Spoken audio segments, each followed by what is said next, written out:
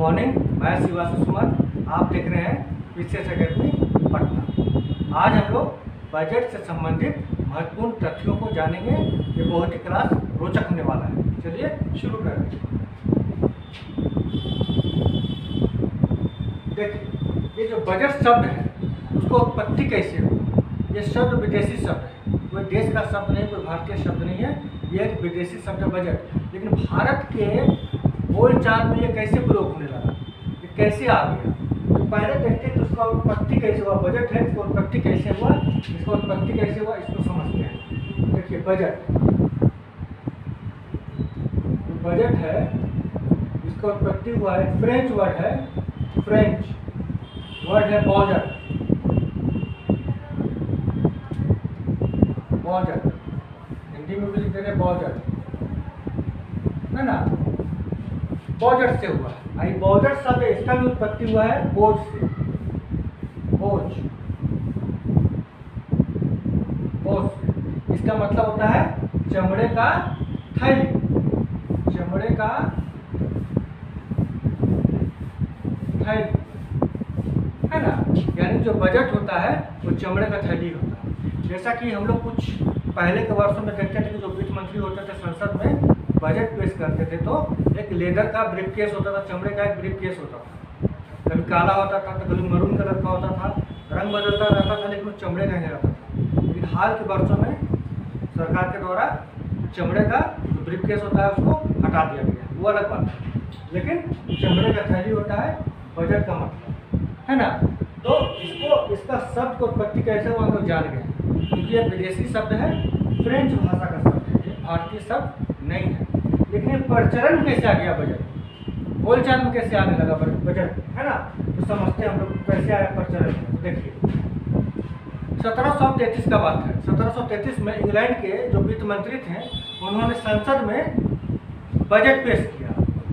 और जब वो बजट लाए थे तो बजट क्या होता है, एक दस्तावेज होता है, उसको चमड़े का थैला में बंद करके लाए थे। जब उनसे पूछा गया कि ये आखिर क्या है, लोग पूछा कि ये चमड़े का थैली में क्या है, तो उन्होंने कहा कि ये हमारी आवश्यकताओं को पूरा करने वाली बजट है ना। ये हमारी आवश्यकताओं को पूरा करने वाली बजट है। तब से इस बजट शब्द का प्रचलन होने लगा। ठीक है, आगे देखते हैं आम बजट। आम बजट क्या करते हैं, भारत में आम बजट होता है जो संसद में वित्त मंत्री के द्वारा पेश किया जाता है, उसको आम बजट कहते हैं। तो पहले अभी हम लोग बजट समझेंगे कि बजट आखिर होता क्या है, उसका आम बजट समझेंगे कि इसको आम बजट क्यों कहते हैं। ठीक है, चलिए शुरू करें। ये आम बजट, आखिर इसको आम बजट क्यों कहा जाता है। आम बजट,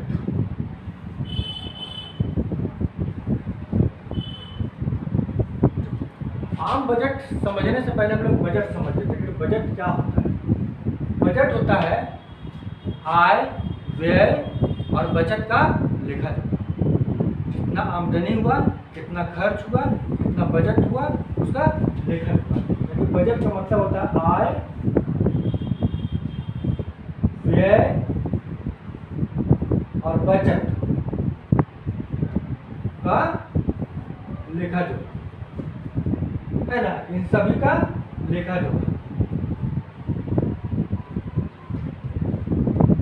हम लोग भी घर में बजट बनाते हैं। महीना में कितना सैलरी आएगा, महीना में कितना इनकम होगा, उस इनकम के अनुसार कहाँ पर किन किन स्थान पर हम लोग खर्च करना है, उसका हम लोग बजट बनाते हैं। बातचीत में भी हम लोग कहते हैं कि कितना का बजट है ना। बजट मतलब कितना इनकम है और कितना आप खर्च कर सकते हैं, वो बजट। तो इसका मतलब आय, व्यय और बचत का लेखा जोखा बजट का मतलब होता है। लेकिन इसमें आम शब्द जो लगा हुआ है, ये आम शब्द, आम कहने का मतलब जब बजट पूरा देश के लिए लागू हो जाता है, जब बजट का प्रभाव पूरा देश पर होता है तो उसको आम कहते हैं, क्योंकि पूरा देश पे लागू होगा। जैसे चुनाव, जब लोकसभा का चुनाव होता है तो पूरा देश पे लागू होता है, इसलिए उसको आम चुनाव कहते हैं। लेकिन बिहार में अगर बजट प्रस्तुत होगा तो उसको आम बजट नहीं कहेंगे, बिहार का बजट होगा। या बिहार में जब चुनाव होगा तो उसको आम चुनाव नहीं कहेंगे, उसको बिहार के चुनाव कहेंगे। आम बजट को केंद्रीय बजट भी कहते हैं, क्योंकि वो केंद्र सरकार के द्वारा प्रस्तुत किया जाता है। आम बजट को केंद्रीय बजट भी कहते हैं आम बजट क्यों कहते हैं इसका मतलब समझ गए हैं, क्योंकि वो पूरा देश पर लागू होता है। क्लियर? ठीक है, चलिए ये हो गया आम बजट का मतलब हम लोग समझ गए। आगे देखते हैं हम लोग कि संविधान में इसका क्या प्रावधान है बजट के बारे में। तो संविधान में क्या प्रावधान है इसके बारे में समझते हैं हम। देखिए संविधान में क्या प्रावधान है। तो संविधान में बजट शब्द का उल्लेख नहीं है, बजट का उल्लेख नहीं है, है ना। संविधान में बजट शब्द का उल्लेख नहीं है, लेकिन संविधान का अनुच्छेद 112 में बजट के स्थान पर वार्षिक वित्तीय विवरण शब्द का उल्लेख किया गया। वार्षिक वित्तीय विवरण बजट के जगह पर इसका उल्लेख किया गया। क्या किया गया 112 में?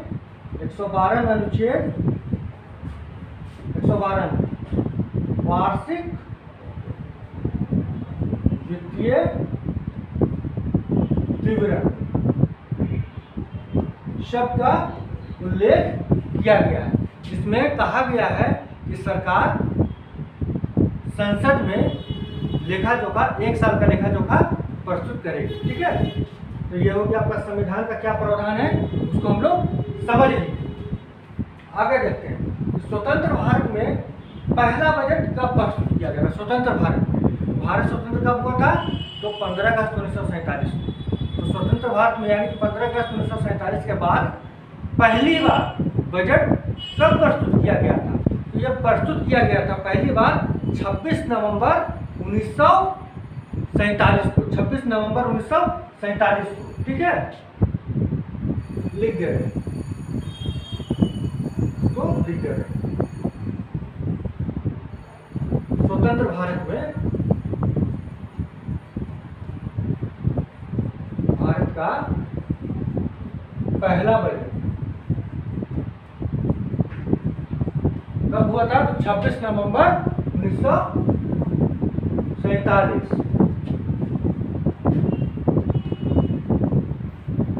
प्रस्तुत हुआ। क्लियर? 7.5 महीने के लिए था और इसका वित्त मंत्री कौन थे? षणमुखम शेट्टी थे। षणमुखम शेट्टी।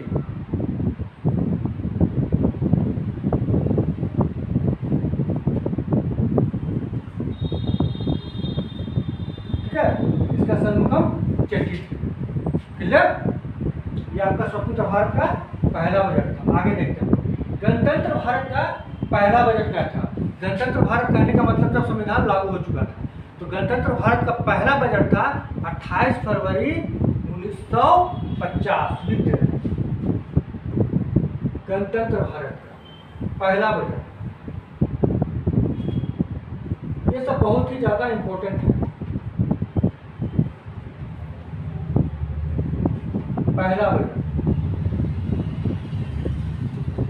यानी रिपब्लिक भारत का बात हो रहा है यहाँ पर, है ना। तो ये हुआ था कब? 28 फरवरी 1950। 28 फरवरी 1950 ये गणतंत्र भारत का पहला बजट था। वित्त मंत्री थे जॉन मथाई। वित्त मंत्री कौन थे? जॉन मथाई। नाम आप लोग सुने हो, जॉन मथाई। ठीक है, वित्त मंत्री थे जॉन मथाई। क्लियर? आगे देखें, चलिए अब हम लोग देखते हैं क्या कि गुलाम भारत। गुलाम भारत कहने का मतलब ब्रिटिश भारत। आखिर ब्रिटिश भारत का पहला बजट कब लागू हुआ था, कब आया था ब्रिटिश भारत में? तो जी हाँ, जब भारत गुलाम था तो भी पहली बार बजट आया था, वो था 7 अप्रैल 1860 ब्रिटिश भारत यानी गुलाम भारत का। चलिए वो भी लिख लीजिए, सब याद हो जाएगा यहीं पर। गुलाम भारत, गुलाम भारत यानी ब्रिटिश भारत, जब भारत गुलाम था। गुलाम भारत का पहला बजट आया था आपका 7 अप्रैल 1850। 7 अप्रैल 1850। और इसका वित्त मंत्री भी जान लीजिए, इनका वित्त मंत्री थे जेम्स विल्सन।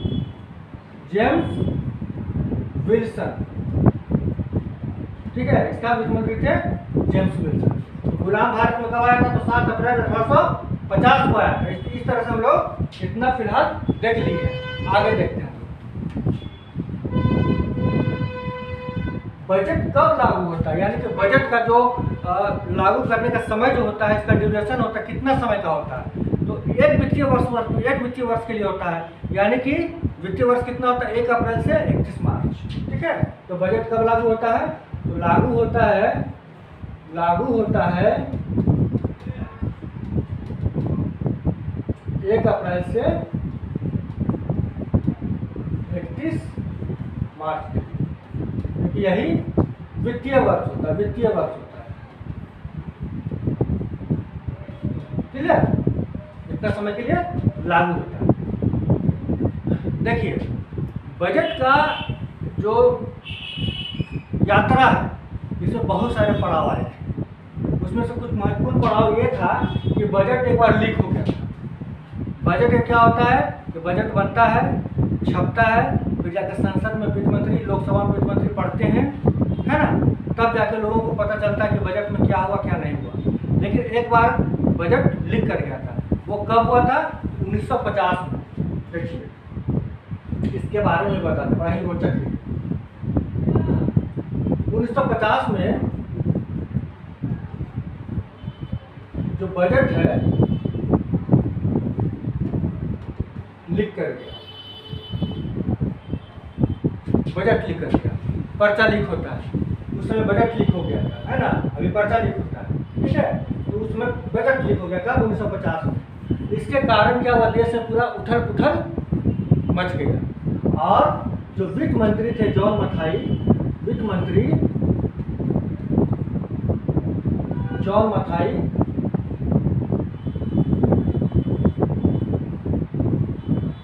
उनको इस्तीफा दे देना पड़ा, इस्तीफा दे दिए।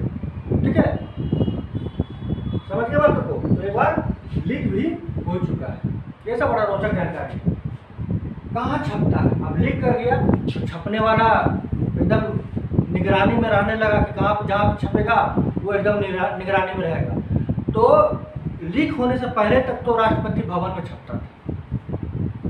ठीक है, लेकिन 1950 में जब लीक किया तो 50 के बाद मिंटो रोड दिल्ली में, मिंटो रोड दिल्ली प्रेस में छपता था। ठीक है ना, तो छपाई कहाँ होता था? छपाई 1950 तक तो राष्ट्रपति भवन, लेकिन 1950 से लेकर 1979 तक, यानी 1979 तक आपका Minto road press, Minto road press जो दिल्ली में है वहाँ छपता था। फिर 1980 से आपका नॉर्थ ब्लॉक में छपने लगा। नॉर्थ ब्लॉक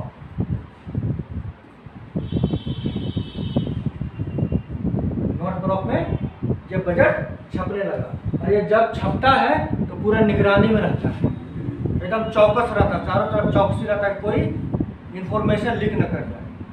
और यहाँ तक जब तक लोकसभा में वित्त मंत्री बजट पढ़ न दे, तब तक जो कर्मचारी बजट के कार्य में संलिप्त होते हैं उनको भी निगरानी में रखा जाता है, ताकि वो बाहर जाकर कोई इंफॉर्मेशन लीक न कर। ठीक है, तो ये इतना हम लोग जाने कि छपाई आखिर कहाँ होता है बजट का।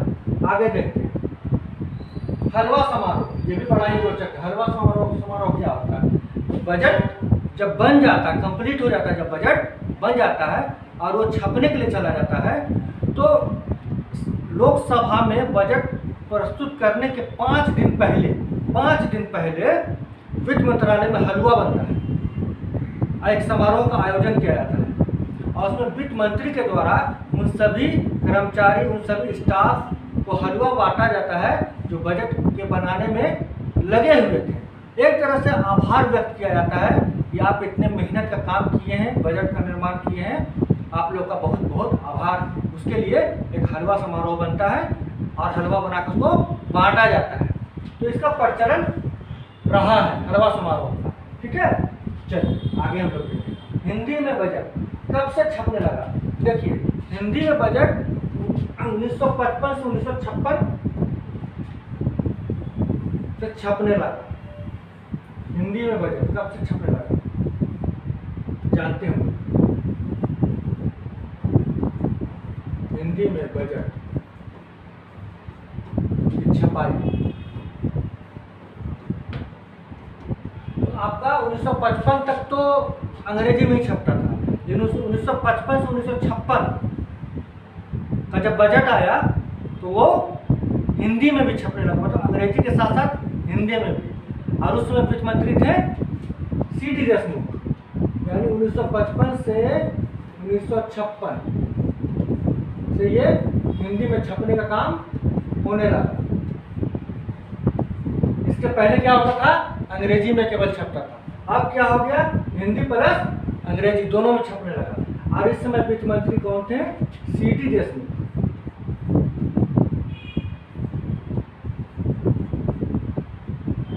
सी.डी. देशमुख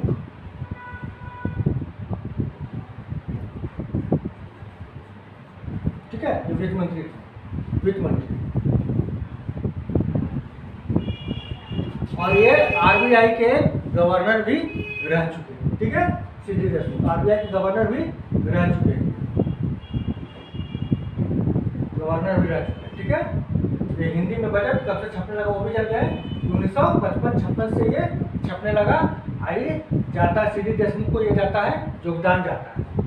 देश का काला बजट, देखिए देश में एक बार काला बजट भी प्रस्तुत हो चुका है, वो प्रस्तुत हुआ है 1973-74 में। समझाते हैं क्या है काला बजट। कभी हो सकता पूछ ले या फिर कहीं आपसे पूछा जाए एग्जाम वगैरह में, देख लीजिए कि देश का काला बजट, काला बजट बहुत कम लोगों को जानकारी रहता है इसके बारे में, लेकिन जान लीजिए आप लोग। काला बजट, काला बजट क्या है, 1973-74 में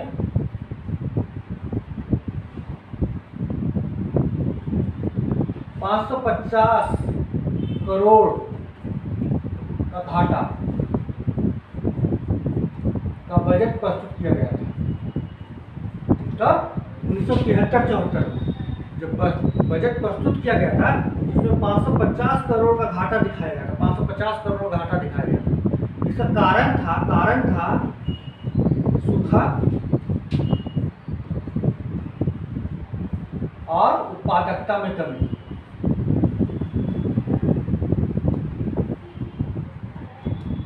सूखा और उत्पादकता में कमी, ठीक है।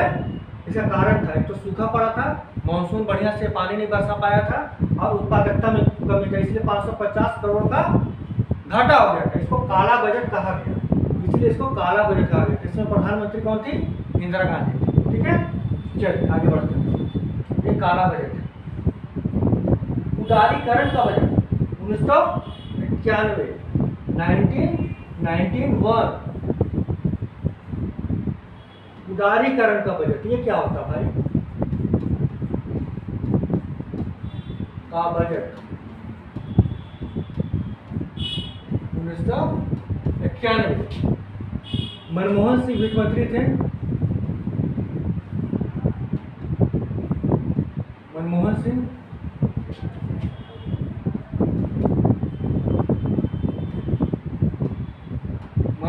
थे। इससे क्या हुआ कि भारत का मार्केट विदेशी कंपनियों के लिए खुल गया, और भारत भी विदेशी कंपनी का मार्केट का उपयोग कर सकता है, ठीक है ना। भारत का बाजार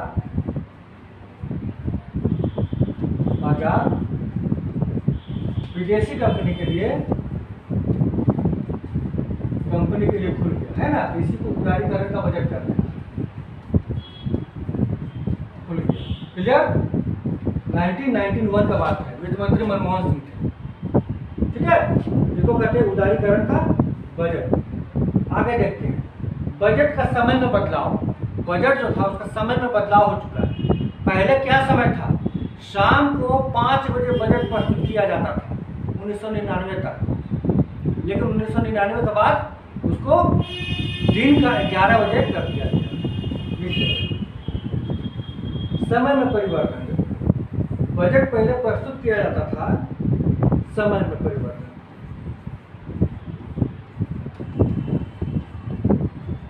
यानी बजट प्रस्तुत करने का समय में परिवर्तन। पहले होता था क्या कि वित्त मंत्री फरवरी महीना के अंतिम दिन शाम को 5 बजे बजट प्रस्तुत करते थे, लेकिन 1999 से समय परिवर्तन कर दिया। और क्या कर दिया गया 1999 से?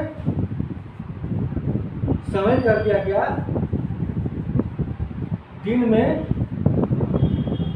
11 बजे।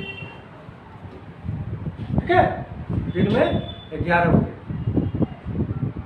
बजट प्रस्तुत किया जाएगा। शाम वाला समय हटा दिया। आगे देखते हैं, सभी महत्वपूर्ण तथ्यों को देखते हैं। तारीख में बदलाव, अभी तक तो समय ही बदलाव हुआ था कि 5 बजे के बदले 11 बजे दिन में किया जाने लगा। अब तारीख में भी बदलाव किया 2016 से। तो क्या हुआ तारीख में बदलाव? इसमें क्या हुआ भाई?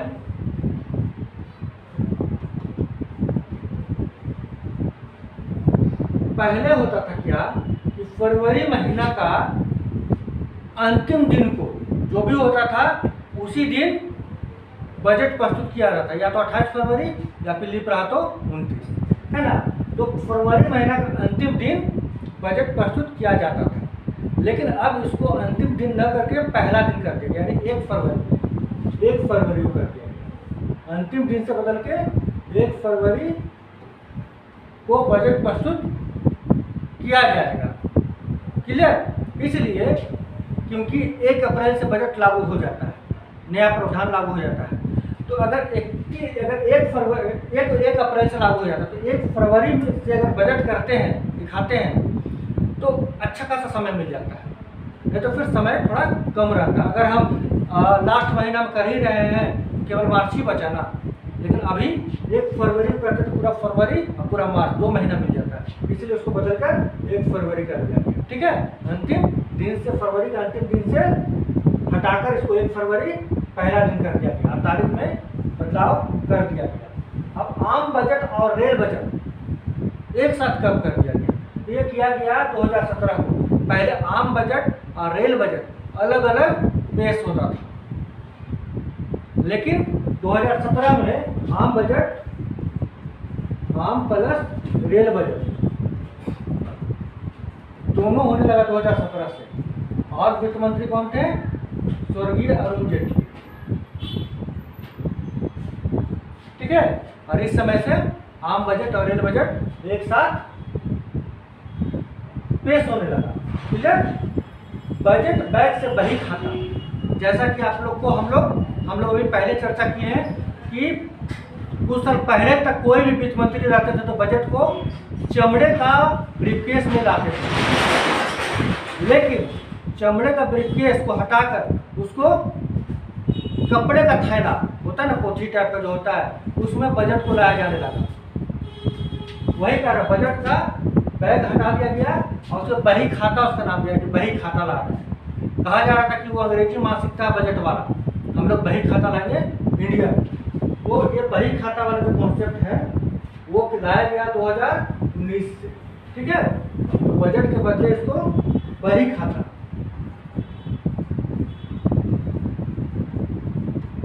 ये कब से चालू हो गया? 2019।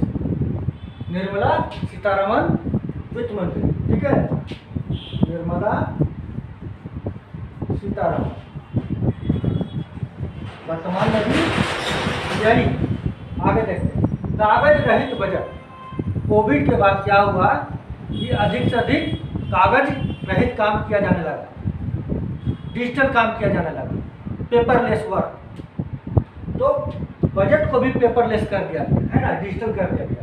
तो कागज रहित बजट 2021 में प्रस्तुत किया गया था। कागज रहित बजट, कागज रहित बजट कब से? 2021। ठीक है, आगे देखें, यूनियन बजट ऐप। एक यूनियन बजट ऐप आया है। इसमें होता क्या कि जब बजट प्रस्तुत कर दिया जाएगा वित्त मंत्री के द्वारा, उसके बाद इस ऐप पर हिंदी और इंग्लिश में दोनों बजट रहेगा। कोई भी व्यक्ति उसको प्रिंट आउट निकाल सकता है, पढ़ सकता है, समझ सकता है। तो इस तरीक़ा से हम लोग आज पूरा बजट का जो भी महत्वपूर्ण तथ्य था और जितने भी महत्वपूर्ण पड़ाव थे उसके बारे में जानकारी लिए, है ना। अब बजट प्रस्तुत होगा तब उसके बारे में विशेष जानकारी लेंगे। वो करंट का मैटर रहेगा कि इस बार बजट में क्या क्या विशेषताएं हैं, राजकोषीय घाटा कितना है, और भी जो भी रहे करंट का मैटर है। लेकिन ये जो था बजट से संबंधित महत्वपूर्ण तथ्य आज हम लोग कंप्लीट कर लिए। ये परीक्षा के लिए बहुत ही ज़्यादा उपयोगी रहेगा। आज के लिए बस इतना ही। हम लोग फिर मिलेंगे नए वीडियो के साथ। तब तक के लिए नमस्कार।